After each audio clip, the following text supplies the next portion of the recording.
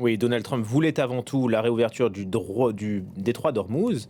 Il l'obtient partiellement, mais à quel prix? La navigation est possible, sera possible dans quelques heures, nous disent les Iraniens. Elle se fera en coordination avec l'armée et peut-être avec un droit de péage. Actuellement, 800 pétroliers et autres cargos sont bloqués dans le Golfe. Les premières traversées ont été constatées à la mi-journée. Vous le voyez sur cette carte interactive. Audrey Racine, vous nous avez rejoint. Bonjour Audrey. Ce blocage, il a permis de montrer une évidence. Le monde reste dépendant de l'énergie fossile. On vit une crise énergétique. Certains parlent même de choc pétrolier.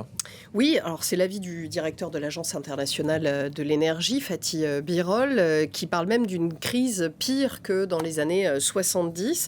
Voilà ce qu'il a dit dans un entretien au Figaro. Si l'on regarde les 3 grandes crises pétrolières et gazières passées, la crise actuelle est plus grave que celle de 73, de 79 et de 2022 réunies. Nous sommes confrontés, dit-il, à un grand choc énergétique qui combine choc pétrolier, choc gazier, choc alimentaire. C'est un bouleversement majeur pour l'économie. Alors qu'est-ce qui lui fait dire ça? Eh bien, ce n'est pas seulement une crise de l'énergie. Il y a aussi des engrais, des produits chimiques qui traversent par le détroit d'Ormuz. C'est un circuit, une voie vitale pour l'économie mondiale. Avec le pétrole, on fait aussi du plastique qui intervient à tous les niveaux de nos modes de vie. C'est donc un choc véritablement civilisationnel. Et même si on s'en tient à la simple demande en énergie, on va regarder comment elle a augmenté depuis les années 70, toutes sources d'énergie confondues, quasiment, vous voyez, elle a été multipliée par 3. D'ailleurs, vous voyez bien sur ces données qui vont jusqu'en 2022 à quel point le monde repose encore beaucoup sur les énergies fossiles, vous l'avez dit, c'est toujours 81% du mix énergétique mondial. Alors, depuis 50 ans, dans les pays riches, les gens se sont dotés de plus en plus d'outils gourmands en électricité, plus d'écrans, plus d'objets connectés, des voitures aussi, et les pays pauvres se sont développés et ont donc eux aussi augmenté leurs besoins en énergie. Cette demande, elle n'a pas du tout atteint son plafond pour l'instant, elle continue de croître et elle accélère même. Et c'est pour ça que c'est une crise véritablement mondiale qu'on est en train de traverser. On est à une période de l'histoire humaine où toutes nos économies sont interdépendantes, plus interdépendantes que jamais, et où l'énergie est au cœur de tous nos échanges. C'est ça qui fait fonctionner nos chaînes de production et aussi tous nos services essentiels. Alors pour en revenir à la crise actuelle, vous le disiez, peut-être on a un espoir que ça reprenne, mais il va falloir du temps pour rattraper le retard avec les cargos qui vont amener l'énergie. Et pour Fatih Birol, eh bien, on n'est pas du tout au bout de nos difficultés. Et même ce mois d'avril va être très compliqué. Écoutez.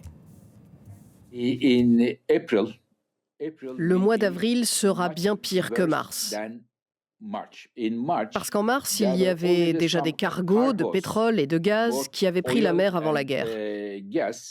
Ils continuaient d'arriver dans les ports et d'approvisionner les pays en pétrole, en gaz naturel liquéfié et d'autres produits. Nous en avons profité en mars, mais pour avril, il ne reste plus rien. Ça signifie que même selon les estimations les plus modestes dont nous disposons actuellement, le déficit de pétrole en avril sera 2 fois plus important qu'en mars. En plus de ça, il y a le GNL et d'autres produits. Ça se répercutera donc sur l'inflation. Et je pense que cela freinera la croissance économique dans de nombreux pays, en particulier dans les pays émergents et en développement qui ne disposent pas de devises fortes. Ils pourraient se retrouver dans une situation encore plus difficile. Et nous pourrions bientôt voir dans de nombreux pays un rationnement de l'énergie.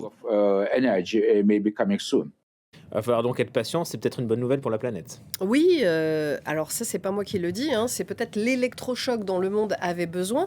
Fatih Birol, une nouvelle fois, l'a dit, il rappelle que les 2 chocs pétroliers dans les années 70 avaient débouché sur la construction de nombreuses centrales nucléaires, la moitié du parc actuellement en fonction, et aussi sur des recherches pour concevoir des voitures moins gourmandes en carburant. Donc logiquement, on devrait être en ce moment dans une réaction stratégique équivalente avec les moyens d'aujourd'hui, c'est-à-dire une accélération des énergies renouvelables et de la construction et de la production de voitures électriques. La prédiction de Fatih Birol, encore une fois, je cite, « L'architecture du système énergétique mondial va changer après ce conflit, mais évidemment, ça ne se fera pas dans les semaines à venir. C'est le point de départ d'une longue et profonde mutation de nos sociétés. Dans l'entre-deux, il va effectivement y avoir de grosses difficultés, comme à Madagascar, où le gouvernement a décrété hier l'état d'urgence énergétique pour 2 semaines. Le pays produit en effet la quasi-totalité de son énergie en utilisant des carburants. Et vous remarquerez que je n'ai pas parlé de sobriété dans cette chronique. Diminuer nos besoins en énergie, ça, le monde n'est pas encore prêt. Bon, merci beaucoup Audrey.